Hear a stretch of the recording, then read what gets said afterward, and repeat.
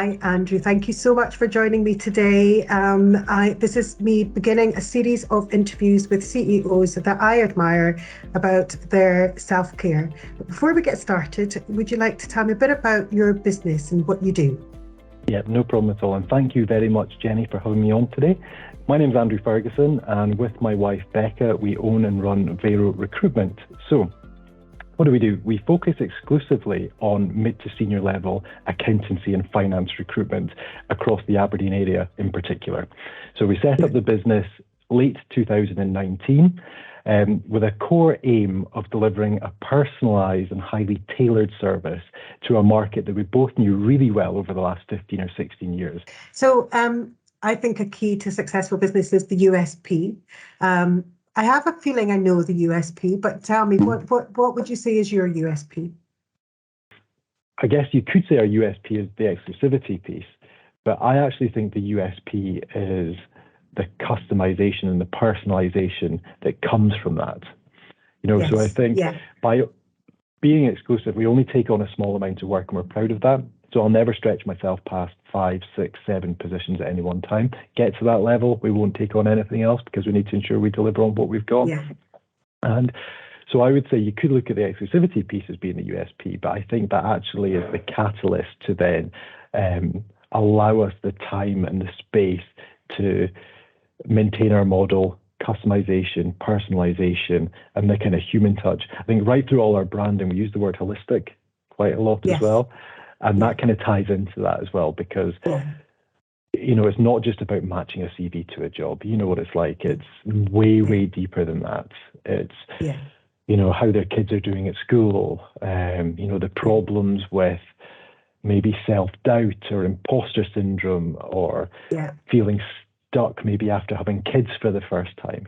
So we've always taken a view that it's much more than that. And I think by giving us the time and the space, by being exclusive, the personalization and the customization of our process is then inherently built into it. So on to you. How do you, keep all the plates spinning? You've got a little one, I know you like to keep fit and you like to look after your well-being, but you've also got your business to run. How do you keep them all spinning? Routine, Jenny. So people would laugh at my routines. Like, I'm the most regimented, routine person you can probably find. So I think I build everything around routine. So I get up at the same time every day. I go to bed pretty much at the same time every day. I'm pretty religious about these things. And it's all about scheduling things ahead. So my work diary is very much my personal diary as well. So I've got time in there every single day for a gym workout, be that either weights, a walk, or a run. I will schedule downtime between meetings so that I've got 10 minutes of even breathing between a meeting.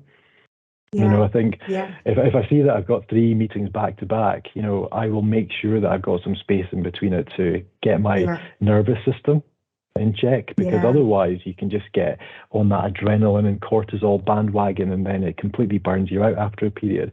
So I really do calendar things, meal preps as well. So I'm pretty religious about how I look at food and nutrition as well. That could involve on a Sunday sitting chopping up a mountain of veg that then goes into freezer bags, and wake up in the morning, freezer bag out, oven on, bit of olive oil on it, in there, come out the shower, there's vegetables for the day. So then at lunchtime I just mix it with maybe chicken and grains, etc. So I think putting all that together, it's definitely around routine, and probably a routine that a lot of people would find quite hindering, actually. But for me, it's freeing, because if I didn't do it, I would feel all over the place. Other things as well. So exercise, non-negotiable for me. So it's the first thing that goes in my diary before work as well. So I'll ensure that I've got time in my diary at least once a day to do something. And it doesn't have to be strenuous. It could just be a walk.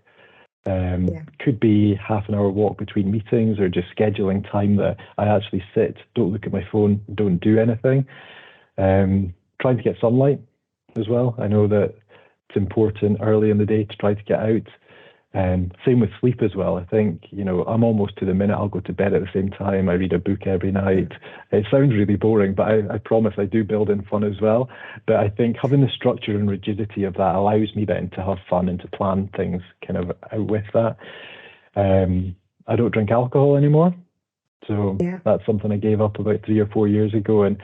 And that's probably been one of the biggest things, because, and I know for a lot of people it's part of the routine and it works really well, but for me it just left me feeling drained and anxious for days afterwards. So I ended up giving up when Becca was pregnant, and I thought, well, if she's given up, I will. And I've gone back once or twice since then, and it's never been worth it. So I'm kind of jealous of people who can, but when that one day hangover turns into 5 or 6, it's definitely not worth it. So that's been one of the biggest things. And lastly, mindfulness and meditation, etc. So I know that I probably sound a bit like woo-woo with a lot of these things, but I first got into that, I think, when I first got my first board position must be about 10 years ago. And I was just finding I was just kind of stress jumping from one thing to the next all the time. So I think at the time probably got Headspace app, it would have been, and then started reading a lot of books around it from then. And I'm pretty good with it, so each morning start my day with a coffee, 10, 15 minutes of meditation after that. And I'm pretty good at sticking to that. I try to build it in during the day, 5 minutes here or there as well, at the end of the day. But I think the biggest thing it gives you, even though you don't need to meditate to do it, it's just about actually being in the moment and not having your mind constantly away. And I think the last thing I try to do, which I think I fail at like most people, is to try not to be on my phone as much, because I start every year with a whole host of different aims around goals and ambitions, etc. One of them is definitely reduced phone usage, and every year I fail on it. So that's definitely something I'm still working on. I was going to ask you, routine is easy for some and not for others. How have you, were you always good at routine, or is that something you've had to learn? I think it's always been part of me. So if I look back, and it's definitely from my mother, I would say. So like growing up, we were never late for anything. Dinner was at the same time each day. You got up at the same time. You knew what you had to do. There were set expectations. And I think a lot of people probably rebel against that, whereas I'm quite the opposite. I love it. I love routine. And I guess it could. Can it make you inflexible? I don't think so, because it's a kind of framework, I guess, to how I live.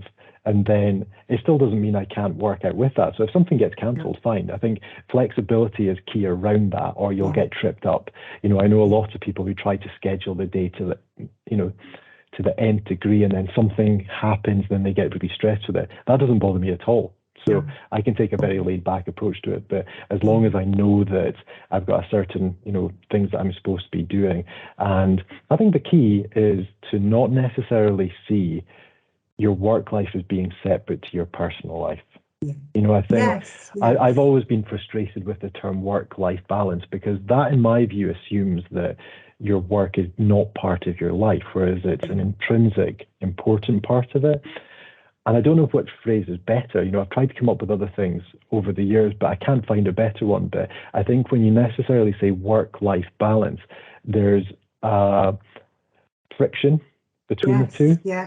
And I kind of think to myself, if you can integrate both parts together, be that diet, exercise, how you're feeling about things, and especially since COVID's happened as well, and this, much more flexible and ability to work remotely. I know everyone doesn't have that, but the ability to maybe down tools for an hour in the middle of the day and go out for a walk and then maybe pick up work in the evening. Again, I know I'm in a privileged position to be able to do that, but it's much more about building in all of these things into your life rather than seeing them as two diametrically opposed issues.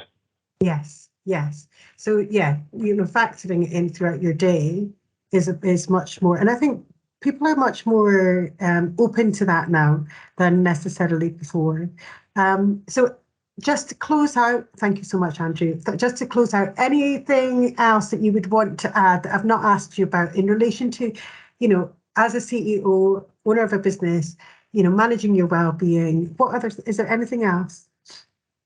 You need to understand why you're doing it. And what I mean by that is, I think a lot of us find us in positions because this is what the world expects us to be, but it's not aligned to who you are. So I'll give you an example, use myself as an example. From a young age, I always thought success to me was about going up the career ladder, big teams, having a director job title. And I guess there's an ego kind of part of that as well. I ultimately realized that I didn't enjoy being in that position. And I think I had facets to me that I had weaknesses in some of those areas that I could have worked on, and I did. But I realized that how the Western world perceives success isn't necessarily how you as an individual perceive success. And I think it took a lot of soul searching for me to really work out what I wanted out of my career and therefore my life. And I see it a lot. You'll see a fantastic engineer who becomes an engineering manager. And it's completely different skill set.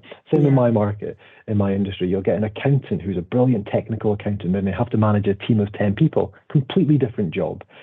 So I think we're all told strive for the world, become the next CEO, do all of these type of things. But I always say to people when I'm trying to coach and help them, why do you want that? Imagine yourself in that position day to day, and imagine yourself in a boardroom having to fire 30 people. Is that you? Do you want to do that? It might be, and if so, go after it. For me, it wasn't. And I think for a lot of us, we end up doing what's expected of us rather than what we want to be doing. So I think there's a lot of courage in admitting that and actually trying to find a path that's more aligned to yourself. Yeah, that's brilliant. And I think understanding, that's a lot about learning about yourself and understanding who you are and what drives you and that's a bit of self-discovery as well, which I think is part of self-care, isn't it? Is that absolutely what is it I really want as opposed to what I'm doing. And I think for all of us, well, I heard someone say this on a podcast recently, if you go about your life, so you wake up in the morning, you check your phone instantly, so you check all your social media accounts, you check your email, we all do it. And then you go straight into work mode. You may be listening to something in the background. You finish work, you put a podcast on, you then watch TV. There's no thinking space in there at all for yourself. No. How often are we sitting around these days without some sort of input? Or we go for a walk, we listen to music, we put a podcast on. And I do this and I love that as well. But I think there's real value to be had in actually sitting doing nothing. Or walking doing nothing. I went for a walk yesterday and instantly grabbed my headphones and then thought, no, let's just go for a walk. I was walking for the first 5 or 10 minutes. I was like, it's a bit boring. But then, by the end of it, I'd worked out some things in my head that if I'd listened to a podcast, I wouldn't have. So I think, hence the name of where the Headspace app comes from, Headspace, isn't it? I think there's real value in actually just sitting with yourself, which can be pretty painful as well. But to actually just do that, go for a walk, don't listen to things or sit. Don't turn the TV on. Just actually sit for 20 minutes and actually just see how you're feeling. And you might be surprised what comes up. Yeah. Brilliant. Absolutely brilliant. Thank you so much for helping and taking part in this. It's been really great to get your hints and tips and about how to look after yourselves, and wishing you all the very best for the rest of, with Vero. It's doing amazing. So thank you. I really appreciate you asking me to come on. So I think what you're doing at the moment is fantastic. There's a real space in the market for it, so I only wish you the best.